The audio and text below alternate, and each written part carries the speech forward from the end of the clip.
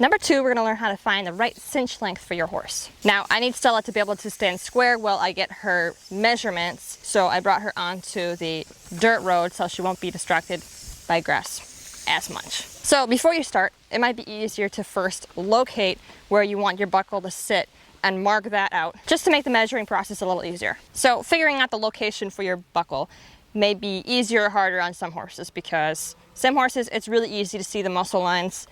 Other horses, it's harder to tell. Depends on their fat and how muscular they are, and yeah. Stella is a little chunky here, so her muscle lines are a little bit harder to see, but in some better lighting, it's easier to see the lines. So let's map this area out. Down here you have your pectoral muscle, and right above your pectoral muscle is your lateral thoracic vein, and you want your buckle to sit above that. You don't want your buckle sitting on the edge or on top of that muscle. Then up here you have your latissimus muscle, and you really don't want your cinch buckle sitting on top of the edge of that latissimus muscle.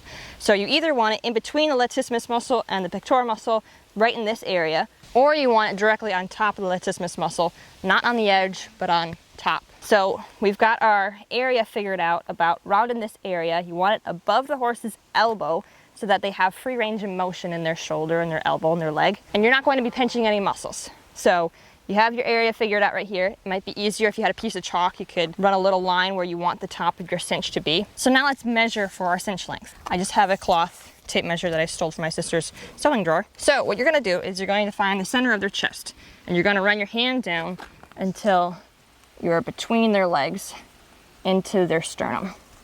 You're gonna take the end of your tape measure, you're gonna hold it there, and you're gonna run it up to that spot that you located earlier. So whatever number you come out to is going to be half of whatever the size cinch you're gonna need. So if you come out to a 15-inch, that means you need a 30-inch cinch. And remember, you're measuring inside the sternum, which is going to be the highest point in your horse's chest. So you're going to find the highest point in the horse's chest, which is the sternum, and you're going to run it straight up into your little location spot. And that's how you measure your horse to the correct size cinch.